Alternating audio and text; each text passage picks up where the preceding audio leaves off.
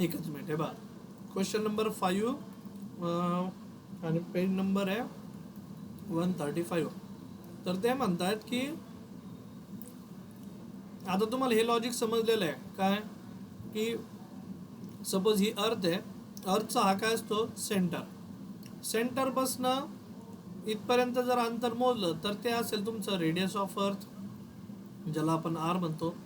आणि ह्या सरफेसपासनं अर्थच्या तुम्ही वरती गेले तर ती झाली तुमच्यासाठी height is always measured from surface of the earth. आणि हा जो कॅपिटल आर आहे it is measured from centre of the earth. आणि स्मॉल आर एक कन्सेप्ट असतो, that small R is also measured from the centre of the earth. मग आता घडतंय काय, तर ते म्हणतायत find this height H where acceleration due to gravity. आपण काहीतरी हाईटला गेलो तर acceleration due to gravity at height H will fall to half of its value on the surface of the earth. gh is equals to half of gs. So हे बघ बा, तर पहिलं इक्वेशन दिलंय acceleration due to gravity at height h is half of the acceleration due to gravity on the surface. हे इकडे आलं, therefore gh upon gs is equals to काय बनलं 1/2. call it equation 1. आणि आपल्याकडे एक फॉर्म्युला आहे कुठला, तो आपला हा नाही वापरायचा बरं का, कुठला 1 - 2h/r नाही. का बरं नाही वापरायचा, तर त्याचं रिझन आहे की आता ॲक्सेलरेशन ड्यू टू ग्रॅव्हिटी जर निम्म्याने कमी होतीये तर डिस्टन्स पण तेवढ्याच प्रमाणात असणार आहे. कालचं जे न्यूमेरिकल पाहिलं तुम्ही तर ते 10% होतं, 10%ने कमी झाली होती, म्हणजे एवढा काही फरक पडला नव्हता ॲक्सेलरेशन ड्यू टू ग्रॅव्हिटीमध्ये. पण इथं निम्म्याने जर कमी झालं तर हाईट म्हणजे रेडियसच्या तुलनेत असणार आहे. तो फॉर्म्युला कधी वापरायचा आपला GH अपॉन GS. ये फॉर्मूला ये अगर आप यूज़ करते हो तो मे बी इससे डिफिकल्ट होगा आंसर लाना, लेकिन ये कब यूज़ करने का है, जब H is very very much less than R त्यावेळेस वापरा. Otherwise go for this formula. कौन सा, अपना simple straightforward GH upon GS is equals to R² upon R plus H का स्क्वायर. ठीक है, कॉल इट एज इक्वेशन 2. तो दोनों का LHS सेम है, RHS मस्ट बी सेम. तो आपका इक्वेशन जो बनेगा वो बनेगा from 1 and 2. Sakshi ji try to get with the help of this from 1 and 2. और मैं अभी ये जो हिंट दिया है देखो, यहाँ पे 1/2 है GH/GS का वैल्यू, यहाँ पे R² upon R plus H square है.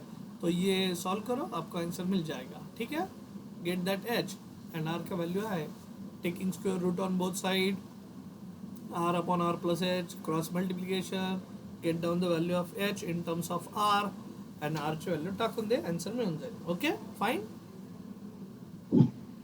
Yes sir. Yeah okay then. So coming back, मग आपण मला असं वाटतंय ॲक्सेलरेशन ड्यू टू ग्रॅव्हिटीची व्हॅल्यू आपण काल बघितली आहे, म्हणजे जी ची व्हॅल्यू ॲट हाईट एच काय घडतं बाबा.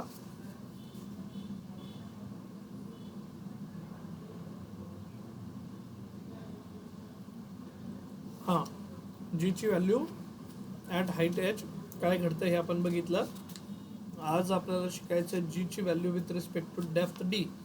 मग आपण जर डेप्थ डीला गेलो तर काय होतं ॲक्सेलरेशन ड्यू टू ग्रॅव्हिटीवर काय फरक पडेल बरं, असं आपल्याला पाहायचं आहे. मग त्याचं छोटंसं डेरिवेशन आहे, ते मी कंप्लीट करवतो. सर्वांनी काय करा, पेज नंबर 118वर या, क्वेश्चन नंबर 40 बघा आता सर्वांनी. Page number 118, question number 40. याने मदत होते ना अशी, म्हणजे आपलं मेन टेक्स्टबुक सोबत असलं आणि मी त्यातलं सांगतोय तर लगेच तिथल्या तिथं थोडं पाहायला मदत होते ना बच्चा party. Yes sir. Yes sir. बरं, मग बघून घ्या चला लगेच. तर आजचा जो कन्सेप्ट आहे,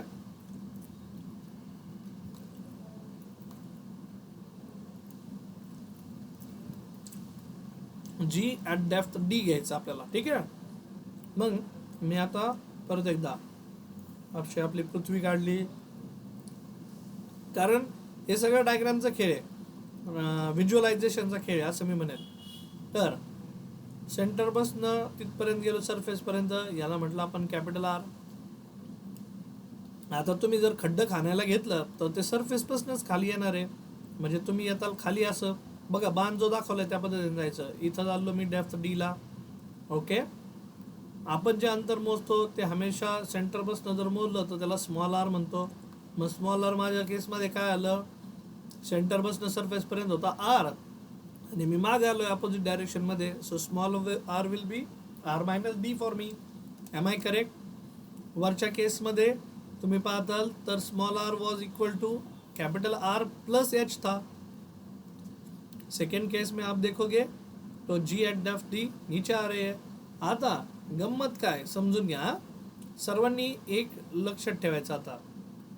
तर मग पहिल्या केसमध्ये रेडियस होती तुमची कॅपिटल आर.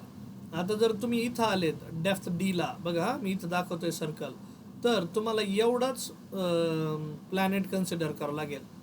आता हा प्लॅनेट पण कोण आहे, अर्थच आहे. हा बाहेरचा कोण आहे, तो पण अर्थच आहे. ठीक आहे. मग इथं काय कॉन्स्टंट राहते माहिती का त्या प्लॅनेटची, तर डेन्सिटी. डेन्सिटी म्हणजे काय असते, म्हणजे बघा साईज कमी झाली आहे. काय कमी झाली आहे, साईज कमी झाली आहे, साईज रिड्युस्ड. पहिल्या केसमध्ये किती होती साईज किंवा रेडियस किती होती, साईजची रेडियस होती आर. सेकंड केसमध्ये किती झाली आता रेडियस, तर आर मायनस डी झाली आहे, आर मायनस स्मॉल डी झाली. कळतंय लॉजिक? म्हणजे साईज डिक्रीज झाली पण शेप ॲज इट इज आहे. स्पेरिकल होता पहिल्या केसमध्ये, दुसऱ्या केसमध्ये पण स्पेरिकलच झाला. कळतंय का मला काय म्हणायचं आहे तुम्हाला? तर आता ॲक्सेलरेशन ड्यू टू ग्रॅव्हिटीची व्हॅल्यू आपण आत्तापर्यंत जी लिहिलेली आहे, g on the surface of the earth, मी लिहितो g on the surface of the earth SOE. तो क्या लिखोगे formula, GS is equals to GM upon R square, where M is mass of earth, R E radius of the earth, त्याचा काय square, असं लिहितो आपण. तर मग हा झाला माझ्यासाठी सपोज इक्वेशन 1.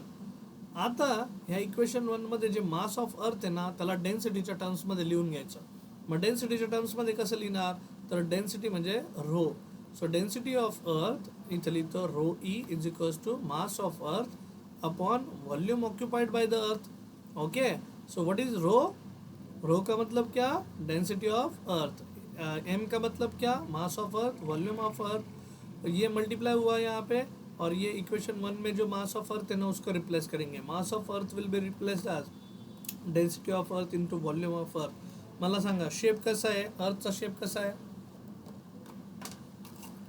अर्थचा शेप कसा आहे, सर्कल आहे, स्पियर आहे, काय स्पियर. सॉलिड स्पियर आहे, हॉलो स्पियर आहे, solid. Prem Shravani solid sphere आहे, हॉलो स्पियर आहे. अर्थ कशी आहे, सॉलिड आहे किंवा हॉलो स्पियर आहे, solid. Solid sphere. Very good. मग density multiply by volume, no volume of sphere असं देतात 4/3 पाय आर क्यूब. कळलं लॉजिक? मग हे मास ऑफ अर्थ ही व्हॅल्यू उचलायची आणि इक्वेशन 1 मध्ये ह्या एम ला रिप्लेस करायचं. हे बघा हा जो ME आहे आपला त्याला रिप्लेस करायचं. मग ही व्हॅल्यू उचलून मी टाकली तिथे. ओके, सो माझं इक्वेशन काय बनेल मग आता सांगा. GS will be equal to G into mass of earth will be replace as density of earth 4/3 pi R cube and whole divided by क्या था, R square. It got it, R square.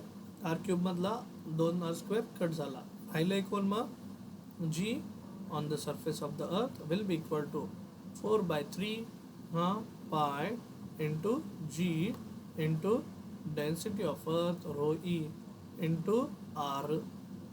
मग बघा जर तुम्ही surface of the अर्थ वर असेल तर तुमचं acceleration due to gravity in terms of density of the earth असं लिहिलं जाईल. So call it as equation 1. So G आत्तापर्यंत जो Gचा फॉर्म्युला लिहिला आहे तुम्ही, capital G mass of earth, radius of earth असा लिहिलाय. आत्ताचा फॉर्म्युला कशात लिहिलाय मग मी आता, बघा तसं पाहायला गेलं तर हे 4/3 पाय G हे कॉन्स्टंटच आहे. मग तुम्ही कुठल्याही प्लॅनेटवर जा, आता आपण अर्थवर आहे म्हणून अर्थशी रिलेटेड लिहिलं, तर कुठल्याही प्लॅनेटवर जा, फॉर एनी प्लॅनेट. मग तुम्ही सपोज मूनवर गेले, चंद्रावर गेले किंवा तुम्ही मार्सवर गेले, तर त्या प्लॅनेटची ही जी व्हॅल्यू आहे 4/3 पाय G हे कॉन्स्टंट राहील. मग ते कशाला प्रपोर्शनल असेल, तर त्या प्लॅनेटची असणारी डेन्सिटी आणि त्या प्लॅनेटची असणारी रेडियस. कळतंय सर्वांना?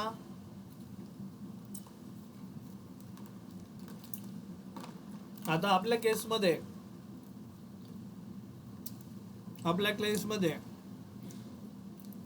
हा ब्लॅक वाला प्लॅनेट कोण आहे? अर्थच आहे.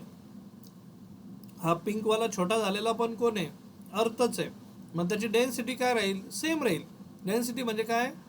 हे बघा, मी तुम्हाला इथं सांगितलं साईज कमी झाली आहे म्हटल्यानंतर मास पण कमी होईल.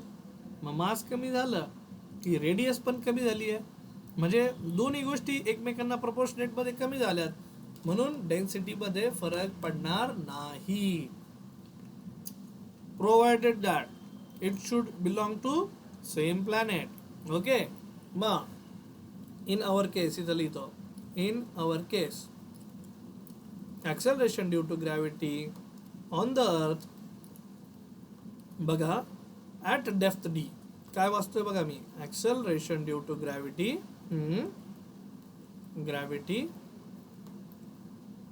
on the earth म्हणजे अर्थ प्लॅनेट वर at depth d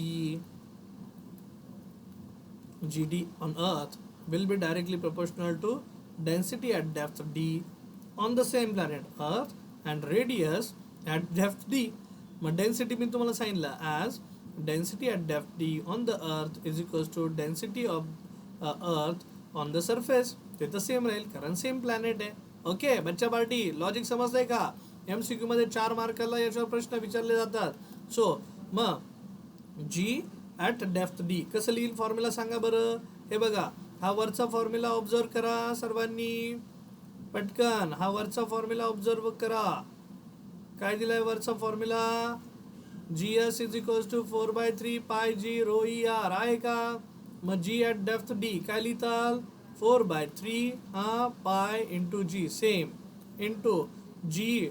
रोला फरक पडतोय का डेप्थ डी ने? नाही, पण लिहिला आपण rho at depth D into radius काय घेतली रे डेप्थ डी ला आपण?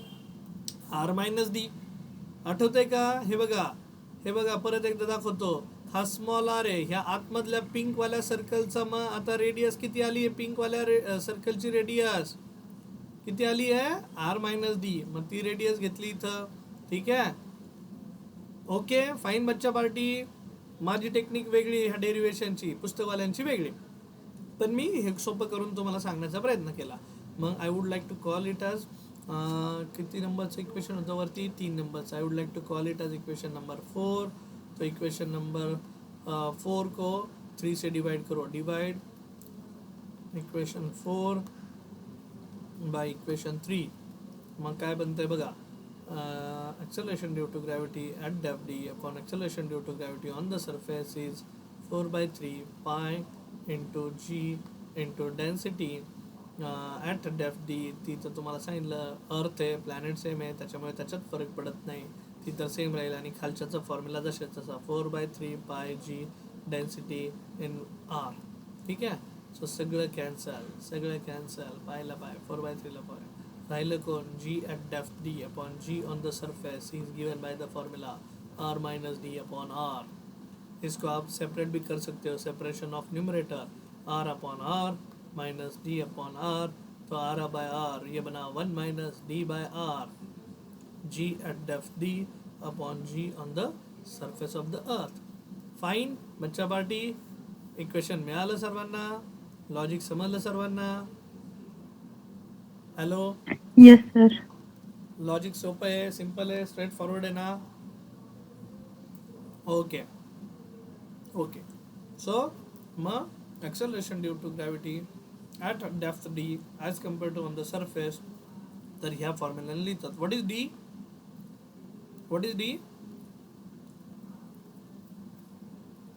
ची व्हॅल्यू सांगा. डी म्हणजे कोण? डेप्थ. तुम्ही पृथ्वी म्हणजे सरफेस पासून खाली येत आहेत पृथ्वीकडे, सेंटर ऑफ द अर्थ कडे चालले आहेत, पृथ्वीला खोदत आपण विहीर घेतो, डेप्थ आहे.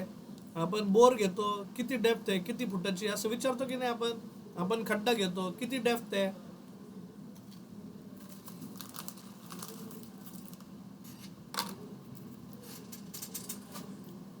लॉजिक समजतंय सर्वांना? आणि आर म्हणजे रेडियस ऑफ द अर्थ आहे.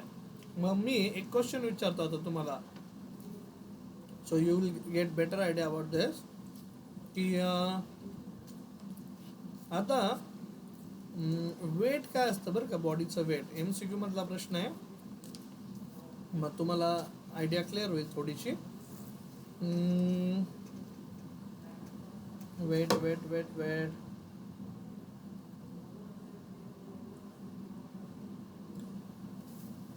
हां, असं लिहिलं आहे बघा. क्वेश्चन असा आहे कन्सेप्ट समजण्यासाठी. वेट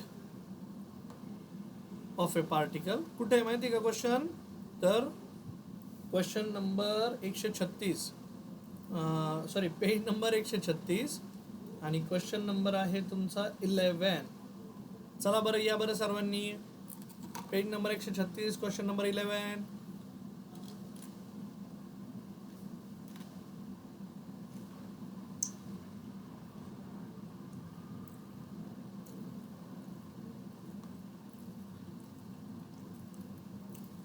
हां, काय विचारलंय? वेट कुठे विचारलंय? वेट सांगा बरं. शिवराज पुस्तक ओपन. सेंटर ऑफ द अर्थ. हां, प्रेम केलंय का ओपन पुस्तक? श्रावणी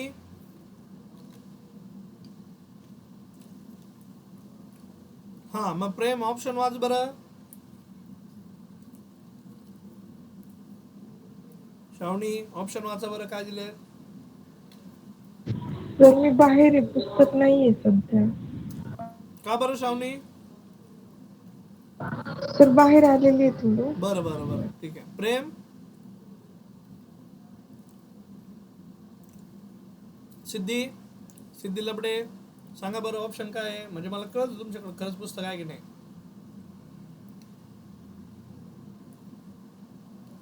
weight of a particle at centre of the earth विचारलंय. ऑप्शन वेगवेगळे आहेत. Infinite, 0, same as that at other places आणि greater than at the poles. आता वेट म्हणजे काय रे? तुम्हाला आठवतं की याच्यापूर्वी सांगितलं होतं मी. तर वेट म्हणजे असतं gravitational force acting on a body. कुठल्याही बॉडीवर ॲक्ट होणारा ग्रॅव्हिटेशनल फोर्स त्याला म्हणतात weight of a body, on a body. मग ग्रॅव्हिटेशनल फोर्स कसा देतात? तर मास ऑफ दॅट बॉडी, ठीक आहे, मास ऑफ ए बॉडी आणि त्याच्यावर ॲक्ट होणारा acceleration due to gravity, acceleration due to gravity. आता हा तर आपला न्यूटन बाबाचा लॉ आहे, force is equals to mass into acceleration. मग इथं पण मास इंटू ॲक्सेलरेशन, त्यालाच म्हणायचं वेट. मग बच्चा पार्टी, आता वेट जर सेंटरला काढायचं म्हटलं तुम्हाला, वेट कुठे काढायचं? सेंटरला. मग सेंटर ऑफ द अर्थच्या ठिकाणी असणारी ॲक्सेलरेशन ड्यू टू ग्रॅव्हिटी काढावं लागेल. बॉडीचं मास कुठेही जा ते चेंज होत नाही, हे युनिव्हर्सली कॉन्स्टंट राहतं. मग चेंज कोण होतोय? हा जी ॲट सेंटर. सेंटर म्हणजे तुम्ही सरफेस पासून सेंटरकडे जायचंय. बच्चा पार्टी लॉजिक समजून घ्या. हे बघा, एखादी बॉडी आहे छोटीशी, त्या बॉडीला घेऊन तुम्हाला सेंटर ऑफ द अर्थला जायचं, इथं जायचंय, सेंटरला जायचंय म्हणजे किती खोलीला जायचं रे तुम्हाला? तर D is equal to radius of earth. म्हणजे ह्या ऑब्जेक्टला तुम्हाला खाली घेऊन जायचंय, खाली खाली खाली खाली ॲट द सेंटर. म्हणजे distance depth is equals to radius of earth. आणि तुम्ही फॉर्म्युला बघितलाय, G at depth D upon G on the surface is given by the formula 1 - D by R. मग D ची व्हॅल्यू किती घेणार? Equal to R. मग बघा, G at depth D upon G at S is equals to 1 - D ची value किती? R upon R. क्या बन गया अरे भाई ये? 1 - 1 is how much? 0. So G at depth D upon G on S is equals to 0. So G at depth is equals to 0 multiplied by anything is क्या? 0. म्हणजे acceleration due to gravity पृथ्वीच्या भूगर्भामध्ये किती आहे? त्याची व्हॅल्यू 0. मग तुम्ही जर सेंटरला गेले एकदम पृथ्वीच्या सेंटरला, तर G ची व्हॅल्यू झाली 0 आणि 0 मल्टिप्लाइड बाय मास. मग वेटची व्हॅल्यू काय येईल? 0. आलं का लक्षात? लक्षात आलंय? So mass multiplied by 0 will be the 0. That is gravitational force acting on the body will be 0. आणि आतापर्यंत कुणालाही पृथ्वीच्या सेंटरपर्यंत जाता आलेलं नाहीये, किंवा कोणी गेलं असेल तर माझ्या तरी माहितीत नाहीये. ठीक आहे, कारण तिथं जायना म्हणजे कसं जायचं ना, एवढं पृथ्वीला खोदत खोदत कोण जाणार आहे? 6400 किलोमीटर खोल जाणारी अजून कुठली यंत्रणा तरी विकसित झाली नाहीये. त्या सेंटरमध्ये, कारण radius of earth is 6400 kilometre. येते का लक्षात? साक्षीजी, साक्षी, यस, सिद्धी, श्रावणी, लॉजिक समजतंय? जर येस सर. मग तिथं तिथं ऍक्ट होणारं वेट काय दिलंय? 0. मास काय असेल? Mass is universally constant. कुठेही जा तुम्ही, मास इज युनिव्हर्सली कॉन्स्टंट. म्हणजे आपल्या बॉडीचं मास आता कसं आहे माहिती का?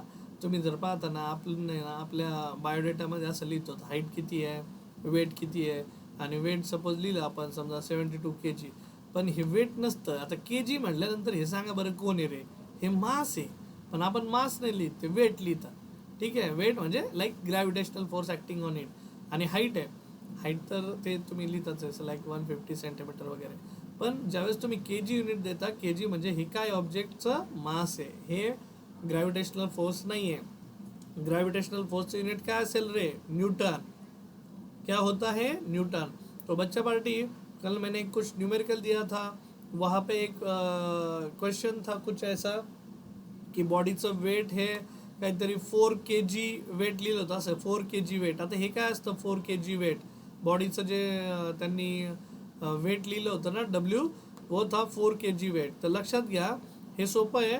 kg वेट हे एक प्रॅक्टिकल युनिट आहे फोर्सचं, आणि फोर्सचं प्रॅक्टिकल युनिट म्हणजे kg म्हणजे हे मास आहे, आणि वेट म्हणजे 1 kg मासवर ॲक्ट होणारा gravitational force. So you can write down simply it as mass into acceleration due to gravity g. आणि जीची व्हॅल्यू, ही मासची व्हॅल्यू 1 kg घ्यायची, आणि जीची व्हॅल्यू असते 9.8.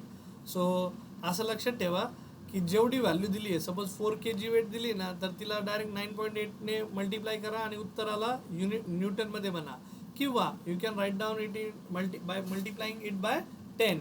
9.8च्या ऐवजी 10ने मल्टिप्लाय करत जा. लक्षात राहील? हॅलो, लक्षात राहील का बच्चा party? Okay yes sir. Okay okay, ठीक आहे. मग तुम्हाला फॉर्म्युला समजलाय वाटतं. मग फॉर्म्युला जर समजला असेल तर क्वेश्चन नंबर 12 बघा, सेम पेजवरचा. चला बरं पटकन, काय क्वेश्चन? साक्षी वाचा तोपर्यंत.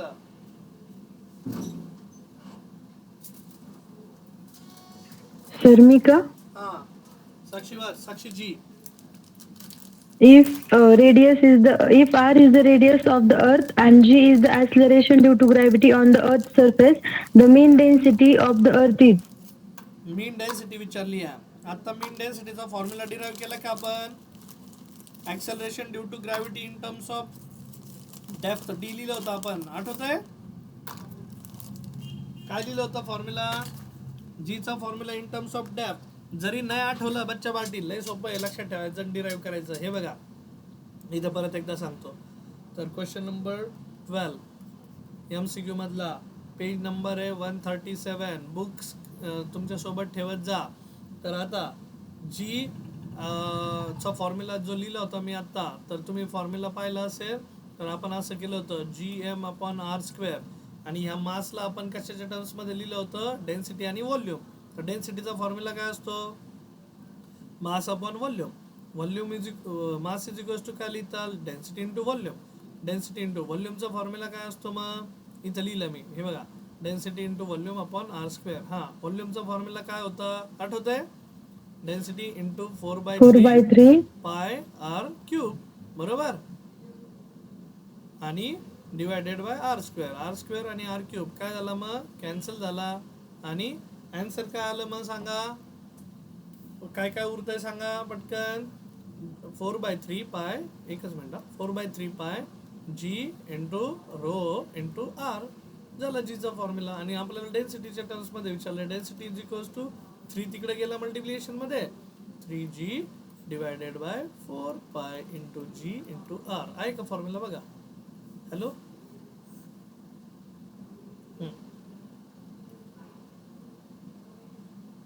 5 का 6 होते का ना वो?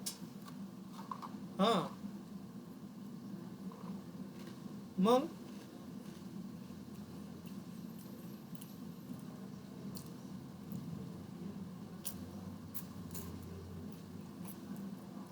कोणते दोन? कोणते दोन? हम्म.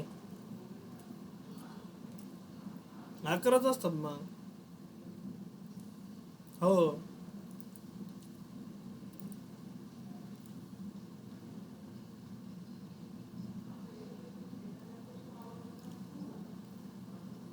हॅलो, एक मिनिट हा बच्चा पार्टी, एक मिनिट. डेन्सिटीचा फॉर्म्युला मॅच झालाय का बघा.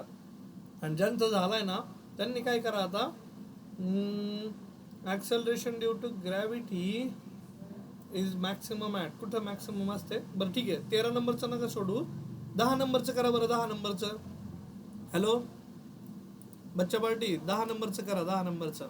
साक्षी जी, साक्षी यस, श्रावणी, 10 नंबरचं काय बघा न्यूमेरिकल MCQ मधलं. मी तोपर्यंत 2 मिनिटं एक फोन आहे तेवढं बोलतो. हां बोल बोल. हां नाही नाही पण ऐक ना, काय काय आलं प्रॉब्लेम मग सांग.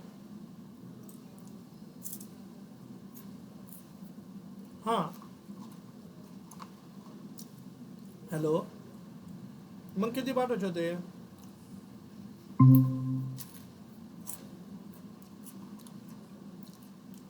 हॅलो,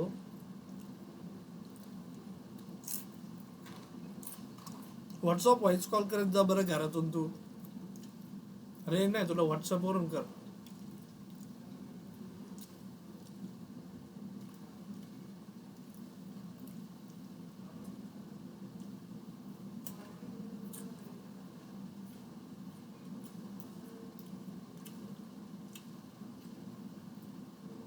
हां बोल. हॅलो. हां हां.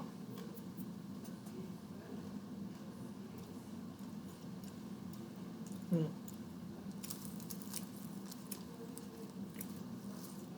अरे मग त्याच्यात आहे ना काही पेंडिंग बिंडिंग वाले घेतलेले आहेत आपण मागच्या वेळेस.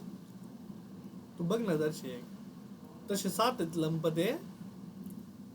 पण मग मी ते यांचं नाही घेतलं, अलका हरिदास वाघ आणि ते कोणाचे तरी 2-3 जणांचे पैसे यायचे बाकी होते ना, स्वाती काळेचे आणि त्यांचे. तेवढाच एक लंप नाही घेतला मी फक्त. बाकी एक पेंटिंगचा आहे कुठला तरी 8वा लंप मग.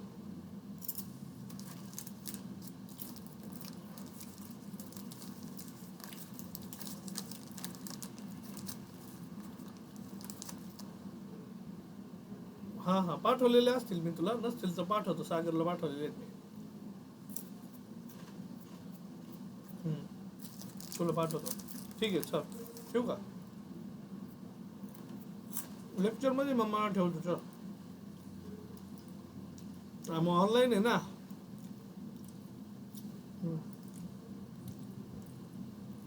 हां हॅलो, मिळालं का answer?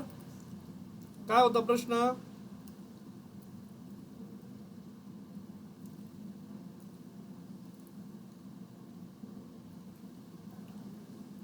Hello, am I audible? Sakshi, Sakshi yes. Yes, sir. काय क्वेश्चन काय होता? Acceleration due to gravity above the surface of the earth at a height equal to the radius of the earth. Acceleration due to ग्रॅव्हिटीची value काढा अशा ठिकाणी, ज्या ठिकाणी, question number 10 घेतो मी. हे बघा page number 136. Acceleration due to ग्रॅव्हिटीची व्हॅल्यू काढा अशा ठिकाणी from the surface of the earth where height is equal to radius of the earth. आलं लक्षात?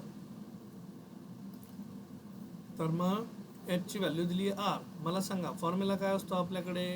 जी ॲट हाईट एच काढायचा आहे. दिस इज टू फाइंड. एखाद्या ऑब्जेक्टला जर तुम्ही एवढ्या हाईटला घेऊन गेले, ती हाईट किती आहे रे? Equal to radius of the earth. Logic समजतंय का? क्वेश्चनचं लॉजिक समजलं का? सिद्धी, आम्ही क्वेश्चन नंबर 10 करतोय पेज नंबर 136 वरचा. जी ॲट हाईट एच किती असेल त्याची व्हॅल्यू, आणि हाईट किती दिली आहे? Height equal to R. तर आपल्याकडे फॉर्म्युला आहे काय? G at height h upon g on the surface is equals to काय लिहितात तुम्ही? R square upon R plus H ब्रॅकेटचा स्क्वेअर. बरोबर. मग आता एचची व्हॅल्यू किती दिली आहे तुम्ही? Equal to R. मग H is equals to R झाला. आर प्लस आर, 2r, 2rचा काय? Square. So R square upon 2rचा स्क्वेअर, 2rचा square this is g h upon g s. ठीक आहे. आणि R square upon two R, त्याचा स्क्वेअर बनेल R square upon 4r². R square cancel. G at height h upon g on the yes. हा पलीकडे गेला. G at height h is equals to 1/4 times g on the surface of the earth. आणि surface of the अर्थला जीची value किती असते? Normally 9.8.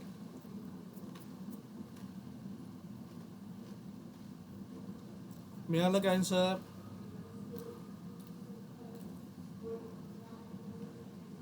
Hello, आहात ना तुम्ही? 2.45. हां, मग आहे का आन्सर? आहे का?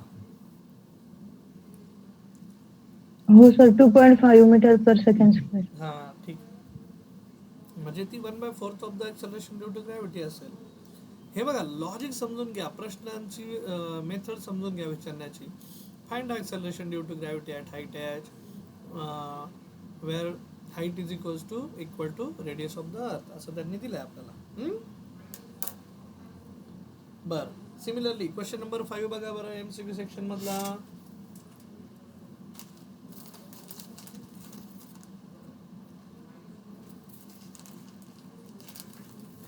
झिरो. रॉंग.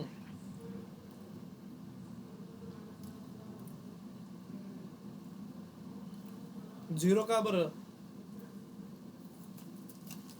साक्षीजी, मास विचारलंय. मास तुला काय सांगितलं मगाशी मी?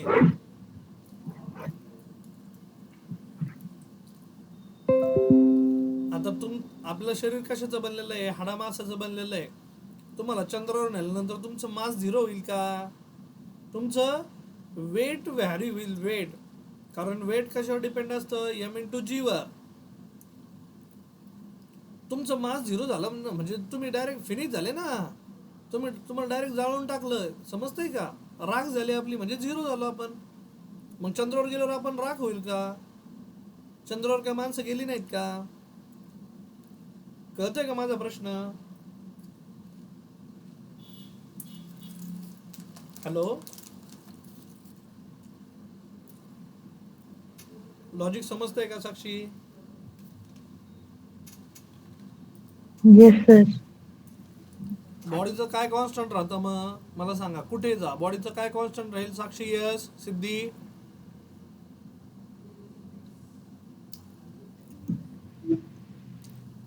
बॉडीचं मास कॉन्स्टंट राहतं. मग अशी तर लिहून दिले ना, मास इज युनिव्हर्सली कॉन्स्टंट. बच्चा, काय व्हॅरी होतं? मग बॉडीवर ऍक्ट होणारा ग्रॅव्हिटेशनल फोर्स, ज्याला आपण वेट म्हणतो. कळतंय ना? लॉजिक समजतंय ना? मग क्वेश्चन नंबर 5चा आन्सर परत एकदा द्या. आता नीट वाचा. एम. ऑब्विसली एमच यायला पाहिजे. चेंजेस नाही होणार त्याच्यामध्ये काही. ओके,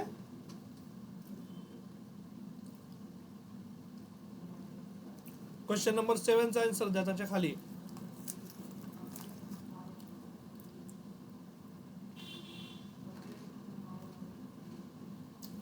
काय प्रश्न आहे? चुकलं तरी चालेल, विचार करायच्या बद्दल. आपण पहिल्यांदा शिकतोय. सेम राहील. Option number 6. Yes, it will be same. का बरं? मास हे कॉन्स्टंट असते एव्हरीवेअर. करेक्ट. मास काय राहतं? कॉन्स्टंट. हा, हॅलो. हा, बोलतोय ना सर, बोला ना. हा, सुटलं ना सर, पार्थ गेलाय ना 8 वाजता. बरं, फोन करा मग एकदा त्याला. हा, ओके सर. आणि पोहोचल्यावरही सांगा सर, सेशनमध्ये बोलूयात आपण. Okay sir, okay. हां, हॅलो बच्चा पार्टी, काय बोलत होतो आपण? हां, क्वेश्चन नंबर 7. तर क्वेश्चन नंबर 7, साक्षी यस. सिद्धी, तुमचं उत्तर येत नाहीत. मला नाही समजलं का कन्सेप्ट? परत सांगू का? सिद्धी, समजलं सर. हां, हे बघा, आपली बॉडी आहे. आपली बॉडी हाडामासाची बनलेली आहे. आपल्या बॉडीचं उदाहरण घ्या. तुम्ही अमेरिकेत गेलं तिथं जीची व्हॅल्यू वेगळी म्हणून तुमचं मग मास चेंज होईल का? अरे नाही, मग माझं वजन इथं भारतामध्ये 80 किलो आहे आणि मला आता फिट अँड फाईन व्हायचं आहे, मी अमेरिकेतच जाऊन राहतो, तिथं गेलो डायरेक्ट 60 किलो होईल, असं होईल का? नाही, इट विल नेव्हर हॅपन. हां, पण माझ्या बॉडीवर ॲक्ट होणारा ग्रॅव्हिटेशनल फोर्स माइट व्हॅरी. अमेरिकेची भौगोलिक परिस्थिती कशी आहे, अमेरिकेचं लॅटिट्यूड लॉजिट्यूड कसं आहे, त्याच्यावर जीची व्हॅल्यू माझी चेंज होऊ शकते बाबा. ओके, मग जीची व्हॅल्यू चेंज झाली की वेट, दॅट इज वेट म्हणजेच काय, gravitational force acting on the body will change. Okay, fine fine. Okay, so आणखी एखादा फॉर्म्युला आहे फक्त, पण तो फॉर्म्युला रिलेटेड विथ लॅटिट्यूड आहे, पोझिशन आहे, मग तो फॉर्म्युला मी उद्याच्या सेशनमध्ये कवर करेल. आजच्या सेशनसाठी इथपर्यंतच थांबूयात मग. तर इंटरेस्टिंग था. What do I expect now, solved example आहे बरं का. तुम्ही जसं हाईटचं केलं आहे ना तसंच डेफ्थचं आहे, तर मला असं वाटतं ते तुम्ही करावं. तर क्वेश्चन सांगतो मी तुम्हाला. ॲडिशनल न्यूमेरिकल फॉर प्रॅक्टिसमध्ये या, तिथं आहे का डेफ्थचं न्यूमेरिकल पाहू द्या मला.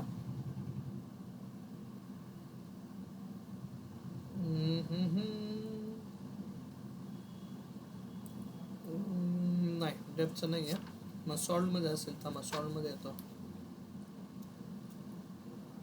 सॉल्डमध्ये हां, पेज नंबर 121 वर या. क्वेश्चन नंबर 52 बघा. क्वेश्चन नंबर 52 आणि क्वेश्चन नंबर 53 तो पण तुम्ही करणार आहे. बघा, क्वेश्चन समजला. पेज नंबर 121, क्वेश्चन नंबर 52, 53 तेवढे 2 करावेत. 54 मी तुम्हाला उद्या एक्सप्लेन करेल. ठीक आहे, 54ची आठवण करा. आणि उद्याचा कन्सेप्ट पण लॅटिट्यूड लॉन्जिट्यूडचा असेल आणि शेपचा, दोन्ही कन्सेप्ट उद्या कव्हर होऊ शकतील. ओके, ठीक आहे, तोपर्यंत थांबूयात मग. चलो, बाय बाय, गुड नाईट. सिद्धी, साक्षी जी, साक्षी यस, बाय बाय.